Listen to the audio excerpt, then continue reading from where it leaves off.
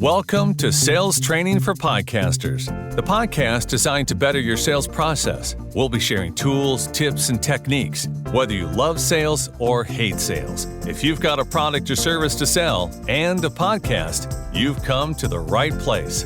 Now, here's your hosts, podcast strategists, Doug Sandler and JJ Flazane. Welcome to Sales Training for Podcasters. Today's show is with Devi Adea. Devi Adea is a soulful speaker, author, coach, and conscious business strategist. As the host of the top-ranked Spiritual Entrepreneur podcast and creator of the popular podcast On Purpose Online Academy, Devi moves entrepreneurs and leaders to embrace their soul's purpose and to share their truth with the world so they can experience elevated freedom, fulfillment, and results in work and life. Devi has been featured as an icon of influence at the New Media Summit and interviews today's top podcasters and influencers on her brand new show, Podcasters on Purpose podcast, and shares her spiritual lifestyle and business insights on Devi TV, the podcast. Well, today's guest is a dear friend of both of ours, and I'm excited to have this conversation because up until now, you've been hearing a lot of business owners, and not that she's not a business owner. She and I have a lot more in common than probably everybody else before her in the spiritual space, in the empathetic and empath space. And so welcome, Devi, to Sales Training for Podcasters. Thanks so much, JJ. It's so delightful to get to be here with you guys today. Finally, an opportunity for us to have somebody that's on the show that is aligned with JJ's message and her methodology. I'm ready to, I've got my recliner, I've got my beer, I am ready to sit back and listen to the magic unfold before me. Of course, I will chime in on any time that I either disagree or completely agree with everything everybody says. It's good to know that you're going to be alert and aware while reclining with your beer. Yeah. So as to not piss everybody off before this episode, I am in alignment with everybody else's stuff too, which is Devi and I have another level of things that we like to talk about and to connect about. So with that said, and as you heard in her bio at the beginning of today's episode, Devi is the host of the Spiritual Entrepreneur. And I have Spirit, Purpose, and Energy. And so we have a spiritual spin on doing things in a business way. And so with that said, Devi, can you give us a little background on your relationship to selling? Yeah, so selling has not always been something that's been comfortable for me. Actually, I did work in corporate, and I actually was a sales rep at one point in corporate. And so to me, it had a connotation of a lot of things that were forceful and were more in kind of the masculine, very structured space. And so it's taken me a while to kind of unpack that, unwind it, and really get that what selling really is about loving your listeners, loving your clients, and giving to them in a way that they want to give back. And so it's for me now, selling has become just a part of invitation. And I believe that it's just a natural kind of flow from what I do on the show in general. So really kind of from like traditional, you have to have it all together, make everything look perfect to create multi-million dollar sales, all the way now to where it's like, hey, if you think you'd like to, work with me in a coaching capacity, email my team. Right. Super simple. You know, what I found was really interesting, and I've had a chance to listen to some of your shows over the years. And of course, I've gotten to know you over the years too. And you are so dyed-in-the-wool, relationship-based, like everything is based upon, it's definitely not a transaction. It's more relationship-based. Maybe share some of the advice that you would give to somebody that's got a podcast right now, trying to figure out how to angle with their crowd, their audience, their community, their tribe, whatever it is that they call them. And you're in the early stages of building that relationship. How do you build a relationship through your podcast that actually can turn into, well, I guess let's start with, how do you build a relationship through your podcast? And secondly, how do you get that to turn into actually a transaction? Because at some point, the relationship does become a sale if you have something that you're trying to offer your audience. Absolutely. And like JJ said, we actually do a lot of things attraction-based too, from a spiritual perspective. So I'm going to go a little bit off maybe the traditional with you guys here today when we're talking, and talk a little bit more about kind of the energetics behind things too.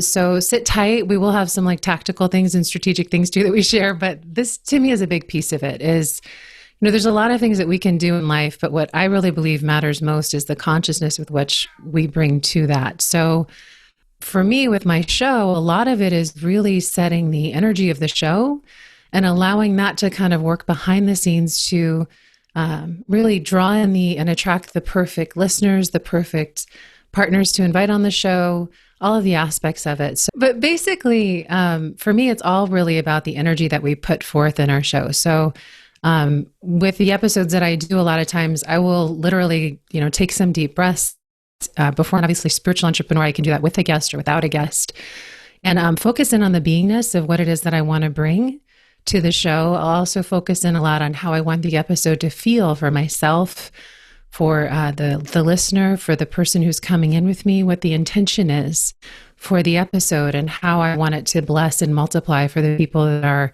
touched by the episode. And then I will also think about how I really want the audience member, the listener, to feel, as well as how I want the guest to feel. Because in our feeling nature, as JJ I know teaches this as well, it's really about the vibration that we put out that attracts back to us what it is that we're going to be experiencing. So I think that's like the fundamental piece, and really kind of setting and developing that relationship. And what I notice is from there, I'm open in a place where I can actually listen not only from where I'm sitting or speak from where I'm sitting, but I can also speak from where the audience is sitting. I can speak from, where the guest is sitting. So I can start to kind of see things from different places and start to bring in what I feel will most benefit the person who's tuning in. And so the other thing about podcasts, obviously, is they're extremely intimate by design. I mean, we're speaking into each other's ear. I don't know how many of you let people talk directly into your ear, but I know there aren't that many that I would have literally whisper in my ear. So podcasting is just uniquely intimate by design. And I believe when you bring that energetic aspect to it and you really focus in on, what is the intention of what you're wanting to create for this person? What is the feeling nature that you're wanting to experience and the essence of the show? It will automatically create that connection naturally. And our voice is actually one of the few instruments that we have that if you're in a room with someone, especially with the pandemic, you can't necessarily touch them physically, right? But our voice is literally a wave of frequency that's going out and touching the other person. And in podcasting, it's no different. Our voice is actually reaching out and touching and sending a vibrational communication to the person on the other end. So I really believe that that's where it starts. And from there, as you start to really focus in energetically and connect from the energy and the voice and that part of it, you start to connect in the feeling nature, you start to connect in the understanding on a soul level beyond even what's being spoken on the show. And it creates just a very different vibration and experience that I believe creates the intimacy that we're speaking of. So let's take this back to your corporate days of when you were uncomfortable with sales. Did you apply this? Let's take it out of podcasting for a second. When you were back there, or did you learn to make peace in a new way with how you were selling or asked to sell or taught to sell in a way that felt disconnected from you? It's a great question. So back in corporate, I was actually very much cloaking the spiritual side of myself. That's a part of me that I grew up with that I didn't think was okay to express. In the years that I was growing up, I grew up in what I call a clair family, or a very clairvoyant, clairaudient, clairsentient, very connected, spiritually connected family, with also, my dad being president of a bank, my grandpa being in the FBI, and learned really quickly at a young age that it was not normal to share the things that we talked about at the dinner table, but absolutely okay to talk about, what was happening at the country club or what was going on in the banking industry, what shows I was watching. So I actually had compartmentalized a large part of myself before I stepped into my podcast, that my podcast freed me up to start to express. So when I was back in corporate, a lot of what I was doing was what I felt I should do. So my sales, what I found, I naturally have a vibration that has people feel a level of trust and peace around me. A lot of times people will say, when I'm around you, I feel like I want to be the best version of myself, or I feel like anything is possible. And so I think that was something I was doing extremely unconsciously when I was selling. I was focusing a lot more on the technology pieces, because obviously I was in high-tech corporate, and then focusing in on what I felt they needed. So I usually was over there, like, what is it that they need and what solutions do we have and how can I put the two together, right? Without consciously being like, okay, we're going to pray it in and we're going to, set the intentionality or anything like that. It was more so like, how do I connect these two people together? And I did that all blanketed on my own essence, which I think we all do. So what happens, Debbie, because I'm really curious, what happens when I don't see, I have such a sales focus that oftentimes I'm like, okay, well, if sales aren't coming in or if I'm not making a sale, then I need to do something about that to make the sale happen. And sometimes that means leaning more into lead generation or any type of business development that I'm going to do or anything like that. What happens when you go about your sales strategy, and it might not even be a strategy from your perspective, but what happens when you go about it and you don't find that there's any conversion or there's no sales or there's no dollars coming in the door? How do you bring that full circle to, I want to set the intention that everything's going to be good and I'm going to approach this, that if they want the services that I provide, they'll eventually buy it. But sometimes that doesn't happen. So how do you kind of force that hand, or do you just not? Yeah, well, there's more to it than I think just the setting of the energy and the intention. There's that, but then there's also the inspired action that comes in. So, for example, maybe I'm sitting with, okay, so the intention of this is obviously to serve the listener in whatever way it is. What would be the perfect thing that I could take it deeper with them next? So that may be like an opt-in freebie that you might want to bring them into an ecosystem where you could speak more closely, right? For me, I've actually I've literally said, this is funny. So this is the energy working on your behalf. I've, filled my coaching with my show. And so I'll say things like, hey, you may not know this, but, I've been coaching since 2000. And if you'd be interested in working with me in that capacity, I'm a coach. I'd love to talk to you. Go ahead and email my team, right? And I had this woman actually reach out to me and saying, it got stuck on I'm a coach, I'm a coach, I'm a coach, I'm a coach, I'm a coach. And she said, I knew I had to call you because it was making it that, it was obviously obvious that was something I was supposed to do. And it was a high ticket item for me as well. So if I find that I'm not having sales, then first of all, I'll look at, is there something inside of me that's energetically causing me to not attract that, or there's an area where I'm afraid. Or I will go ahead and switch up my strategy, right? And see if there's something different that I should be offering, something that may be more beneficial for my audience, maybe a topic that would actually lead more naturally into what it is that I'm doing. But for me, mostly I've been selling my coaching on there. And I think just in speaking in the essence of who I am, that's how people have kind of started to come and work with me. And I know I've interviewed you guys as well on my show Podcast on Purpose. And I know, JJ, you were saying you even fill all of your retreats with your show, right? Yes, I actually, Debbie, did 6 figures in 6 weeks on my show, filling up my year-long program next year. And it was that was only in the, let's say, the early bird phase. So I'm still in enrollment in my show for my programs for next year, the ones that are the year-long programs. And so I do take literally only my podcast, and that's where I bring people for my events. That's where I have everybody come from coaching, buy my products, buy my programs, do my programs. My podcast is my 100% it's sales tool. Like I don't rely on ads. In fact, I have an ad going on right now. It's my first one that I've ever had done in a structured way, and it's for a specific product that I have, a program. And so besides that, that's why one of the reasons why we want to do this show is because people have this resource of this podcast, and how you use it will determine your success with it. And, when it comes to selling, like someone like you or someone like me who might come into a situation, and if we lead with money or lead with sales, there's a disconnect. And then there's the uncomfortability of, how do I sell? This isn't natural to me. And let's say they've done a sales training program, which tells them how to XYZ in terms of sending the emails or saying this or that, or however to do the sale part. But just like you were talking about at the beginning with the energy, it can happen by default. It can become clear, and it can be led through an invitation, and not, and the way that you approach it is very different. It's more organic. It's more service-based, less focused on I need your money. And not that I'm saying that everyone who's selling in the more focused way is saying, I need your money. But again, when you're focusing forward on what is it I want out of the show, even when for me, it's a sale.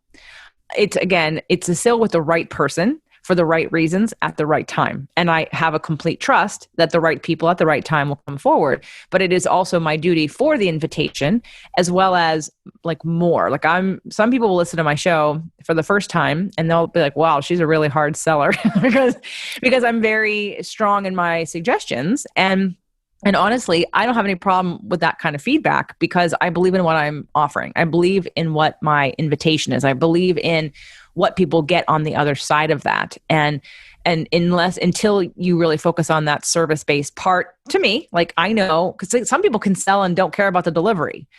I know that in the delivery, there'll be transformation. So it's my job to make that sale or to really get those people through whatever resistance they have or obstacles to overcome or limiting beliefs or whatever that fear is that's stopping them from taking that next step, because I trust so deeply in the results they're going to get on the other side of it. So for, you're more like me in terms of the energy in the background, and I'm curious and I wanted people to hear another perspective, not just mine, in how somebody approaches, especially a show like Spiritual Entrepreneur. Can we talk a little bit about your learning as you did your podcast on how you might sell differently now than when you started? Or like you said, you're doing an invitation. Hey, you didn't know this. Is there anything that you have learned that works really well, or things that you have tried that are just epic fail? I think trying to sell like high end from a bumper for me has not been a good thing. Like I think actually trying to sell like high end services from a bumper is not the way to go. But actually for me and my audience, very casually mentioning it has been a good thing. One of the things that I've noticed with a lot of the students that I've helped too is if they are in a coaching capacity, actually having a show where you're showcasing the expertise that you have. Like you literally coaching people on air or bringing people on. I found that helps me too, that have worked with me, and then showcasing that is a really natural way of going into an invitation to have someone come and work with you. And I don't know if you guys feel the same way, but I have been, for me, you're asking about this shift. When I first started out, I was really like, okay, well, anyone who wants to come work with me that likes my business or my tech or my spiritual, come, right? And I don't know if it's the way of the world now with everything and just feeling this awakening that we're going through and the speeding up of things. But I really want my sales to be sorting for me now too. Very quickly, I want to get to who is it that I am here to serve? Because like you, JJ, I know the results that they can have on the other side and the transformation that'll come. And so, using like almost like a coaching model in terms of helping guide someone through the conversation that would happen offline, right? After, not on the show, but offline. And then from there, really being like, okay, is this person someone that I'm here? Are we in the same bandwidth of what we're meant to do? Am I here to serve them or not? And really wanting to hone in my messaging and my conversations to get to that really fast. Because I'm feeling a call to help support more people on the energetic level lately. I don't know, are you experiencing that as well? Like feeling like a calling to really kind of sort more quickly? And is your sales doing that for you too? Well, I ask for, sorry, honey. I was going to say, I was going to say that's totally something that would be extremely well directed to JJ to be able to answer. Because I think that I just come at it from a different perspective. Not that it's better or worse. It's just a different perspective. I come from a very traditional sales background without any kind of, and not that you have any fear of selling or talking about money, and JJ, the same thing.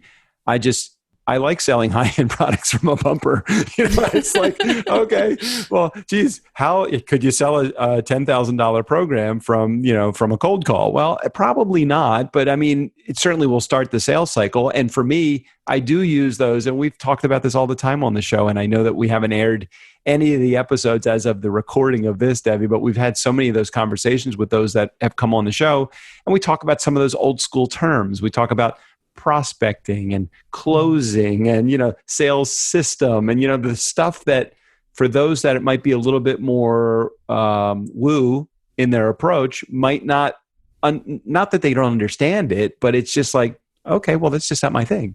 And I totally get it. So I love where you're going with because there are people that are going to be in our audience that are going to be, hey, well, I'm a healer, or I'm somebody that's coming at this from a different perspective, and I really want to get in touch really a little bit more deeply with the thoughts and the energy that my potential coaching students or clients would have. And I may not look at it that way, but absolutely we have to give, props to where, it worked successfully for you over the last many years. And to answer your question about am I feeling like I want to get quickly to qualify more people to who do I want to work with and how do I want to work with them, and is it more energetic based? I'm gonna just make a guess based on your show, my show, your personality, my personality. While we have a lot in common, where I think we differ is I think you're more encompassing of your energies, more neutrally loving everybody. And I'm not saying I don't love everybody, but I take a little harder stance of I think my show pre-qualifies people. If you listen to me, because I have pretty strong opinions and information about many things. Now, opinionated, that word I just have to say, because this is a childhood thing for me. Opinionated means not open to other opinions. That's not true. I have strong opinions because I have a lot of information to back up why I believe what I believe. And if anyone was to ever ask me, why do you do this or why do you think that, I could give you the reasons. But I am open to further education or reflection on some of those decisions. But because of my personality is very strong in that way, I'm a little rougher, I'm a little more direct, I'm a little less compassionate about an easy breezy way. I'm not easy breezy. You're more easy breezy, I think, than me. So I think my show pre-qualifies the people who reach out to work with me because again, for the reasons you mentioned at the beginning of today's episode, because of my frequency, because of the energy I bring to that, because of the connection that I'm making with them on a frequency, because of my voice and the vocal and the vibration behind what I'm saying. I think the resonance of that connection is what calls the right people forward. Now, I'm not saying that every single person that comes forward is the right person to work with me, but 9 times out of 10, if they've been listening for a while, they are, because we're in agreement on a frequency and vibration about many things. And even if we may not be agreement on everything, there's enough in alignment that they know, like, and trust me at a level where they already know it's coming and they wouldn't be offended by me pushing them in one direction or making a call about something that they don't agree with. So I think my show already pre-qualifies people. But what I got out of what you just said, which I've been doing in this enrollment period, is I've been taking applications for my masterminds next year. And that is how people come forward, and I just have a conversation with them. And Doug and I are doing the same thing for our podcast mastermind. We're taking applications. It's not just here's my money and I want in. No, we have to have a conversation. We need to see if it's a right fit, if we have to make sure that this is the right direction for everybody. And even though I have not had formal applications before for my coaching, after this enrollment period is over, I think where my show will be headed is exactly that, is not necessarily just taking anyone's money, if you will, just to have a couple sessions with me, possibly doing a little bit more pre-qualifying. Again, like I said, but because I only really promote on my show, there's less likelihood that I'm going to attract the wrong people, because if they listen to the show, I already know they're probably more in the right people category. It's beautiful. Yeah. And my experience is the same, that the people that actually come to me from the show, usually they're they love me, they're ready. We've developed the relationship in the show, and now they know they want to take it to the next level. And I think early on, I was not as clear in what I wasn't actually as confident in speaking about my spiritual side. I was afraid they'd come lock me in a rubber room and throw away the key if I shared some of the stuff that I speak very freely about now. But at the time, I think because I was making my message way more vanilla, it was easier to attract kind of across the bandwidth. And now I'm really way more clear. I want to support this transition that we're going through, and help conscious leaders to really grow and expand and experience and express that voice of their soul to help with this transition we're going through. And so I think that it's like an inner pull now that's having me sort way more than I would have before. And to your point, Doug, I totally get what you're saying about the traditional sales part. We used to have Monday morning meetings and Friday morning meetings. We were in the top producing sales region at Oracle. We had, what's committed, what's in the pipeline. We used all that. I get that world. Terms. I understand that world. We worked on multi-million-dollar deals with, Fortune 500 companies. We're definitely in that, in that world when I was corporate, and I understand it. And I think there's a piece of that's important. And that is having your KPIs, your key performance indicators, and knowing what matters in terms of your numbers if you are going to be tracking a business that's profitable. But for me, that's not actually leading the sales conversation. That's something I kind of do on the back end to see, okay, am I meeting my intentions and my goals, right? Am I tracking those things? And for me, like the energy is the most important piece for creating that. If I follow like a strategy that someone else has taught me, if it's not aligned with me, it's a train wreck and a disaster usually, and it's just not effective. So for me, what tends to work best is really listening inside for the inspiration and then following that and following what feels good. And I know we've talked about human design before, and I'm a manifesting generator. So for me, sometimes I need to step into it and be like, is this the right thing before I actually fully commit to it? So what advice do you, because I know that you coach people through a lot of this as well. So what advice do you give to that newbie that's out there before they've actually come in contact or come into reality of what their real inner voice is? Some people try to figure it out as they're going along, which is totally fine because you have no idea what you got until you start using it. So what advice do you give to somebody that is a coaching client of yours when they're in the very early stages to connect with their community to the point where you're not having to focus on, some people don't have any income, so they're looking for a way to bring income in the door. Sometimes that clouds your judgment also as you're talking to your audience, even to anonymous people. So what advice do you give to your clients? Well, if someone's actually really wanting their show to be tied into their income, then what I would suggest is that they also build their business around whatever that's going to be. And that model is going to matter. Like, if they're starting off in, say, a coaching capacity, I'm going to say to them, have some calls and figure out, who it is you like to help, what you love to do, and then bring some of that to the conversation. But a lot of times when we're podcasting or we're leading or we're speaking on anything, it has a lot to do with our personal journey. So, I do a lot with podcasting on purpose. So for me, one of the reasons why I have the Spiritual Entrepreneur Show is because I had a big disconnect between those two worlds, spirituality and business. I grew up with those as totally separate things. And I was trying to find a way to bring the two together and start to integrate these parts of myself. A lot of times people will come up with the show that helps them to kind of heal that core wound and start to express that part of themselves that I tend to work with and attract that they need to express.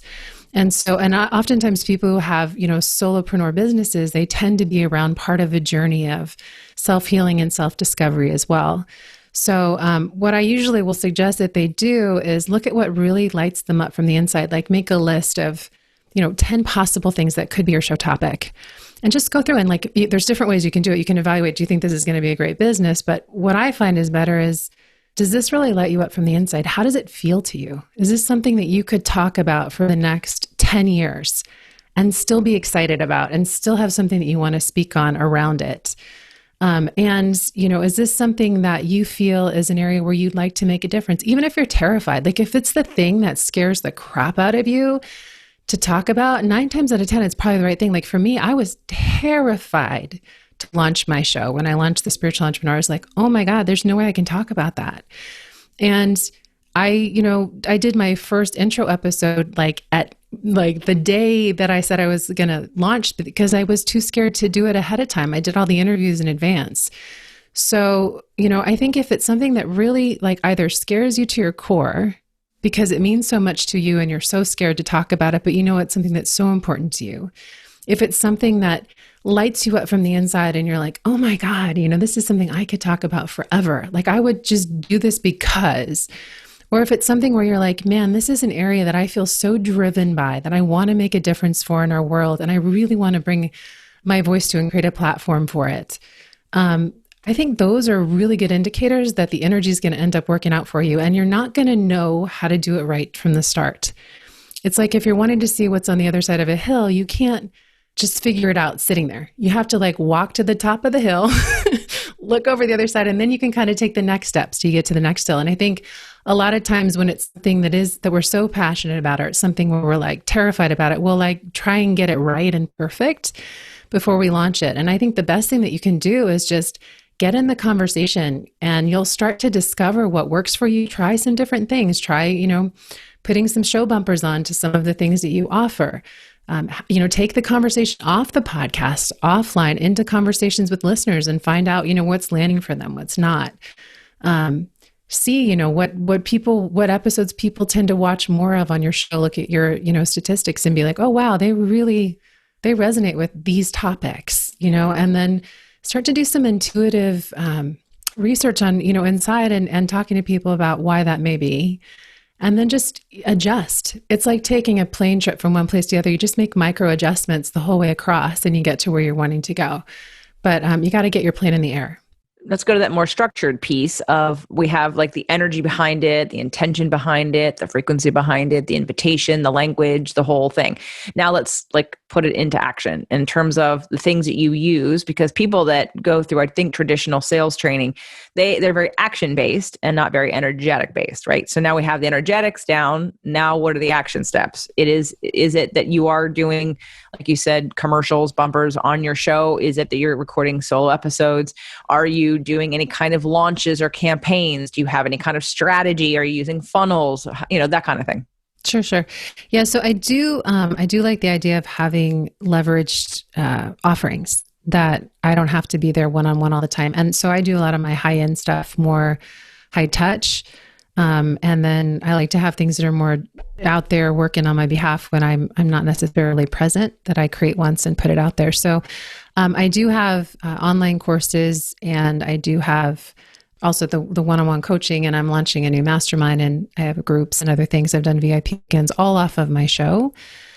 So what I usually will do typically for things that are more one-on-one is I do a gentle invitation for those. I haven't found that bumpers for the high-end stuff for me are really how I go. I usually just mention that I have some spots open if I have some spots open, and then I'll send them to an application like you guys do and invite them to come and have a conversation with me, because that matters. Are they a right fit or not? And then for the online courses and things like that, what I typically will do is I'll have them come off of a bumper, right, for the online course. And then for the VIP weekends that I've done in the past, which obviously not doing right now because of the pandemic, but I will actually upgrade the people that come on. So for example, if they were to buy into my Podcast on Purpose online academy, they may go online and start learning. And what I found is sometimes they'll buy directly from the funnel, right?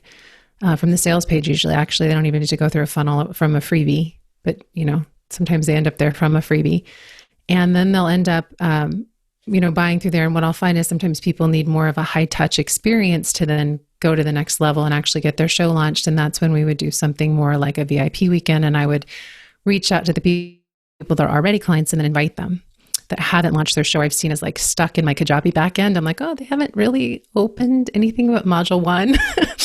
Maybe they need a little extra help, right? And then I will discount the price of the product that way. So I do a variety of things. I do invitations. They literally like email my team for a link to have a conversation, to having an opt-in where they may end up going through a funnel into my online course, and or they'll buy directly. So, and then I upgrade them from there. Good idea about checking the status, the progress status. I think we're going to have to be doing that next, since we've been bringing a lot of people into our mini course, and I've got 5 steps to efficiently creating your product and being able to go back and say, hey, are you stuck? Do you need any help? I like that. That's a great follow-up, especially in that high touch situation. Although I don't have an offer necessarily on the end of both of those, that's clear to me, but it would be a good exercise to do, definitely. So in terms of your show and how you help people, and I'm gonna just guess, but I do want to cap the show off a little bit with like sort of you've given recommendations on many different things. I think we both agree, but I'll let you just say anything more that you have on the subject. When it comes to sales training for podcasters and what podcasters are doing well or not well, right? Now, again, it's going to be individual, based on the individual and their audience and their personality and their offerings, and all of those different factors definitely play a role. What other advice might you have for podcasters? And I know you said, work it, like you gave advice already, but if there's anything remaining about what either podcasters are not doing well or could seriously improve upon that you haven't already mentioned, what would it be? Yes, I would say always any episode that you have some kind of call to action, whatever it is. I think a lot of times as podcasters, like, oh, this is a really interesting thing I want to talk about, right?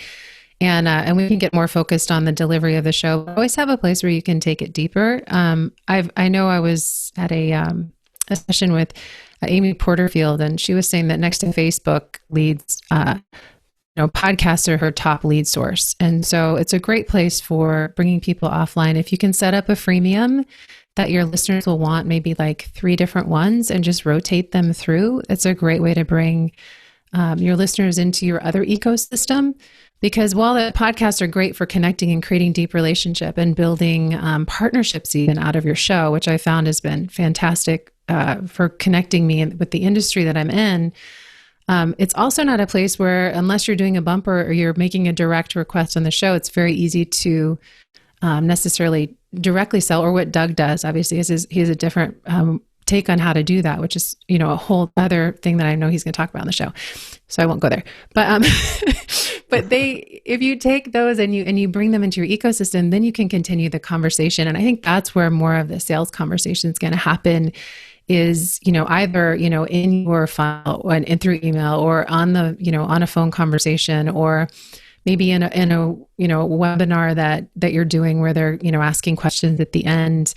But finding a way to bring the conversation two-way is going to be one of the best things that you can do to help you to actually have sales from your show. And your show is going to be one of the most amazing places that you can develop those deep relationships, either with your direct audience or with people that can help you to grow your audience. I know I've had other people that have been guests on my show that have been like, I'd love to refer you to my community or come on my show and do a show swap. I know we've swapped on each other's shows, JJ and Doug and I have been on each other's shows too. So I think those are great ways too to grow your audience and really just sort for the people that you're wanting to bring in. And if you are a coach and you like to do that kind of thing live, you can literally bring your potential people on that you want to do a conversation with and have a coaching call online and let people see what it's like, right? They get to sample it.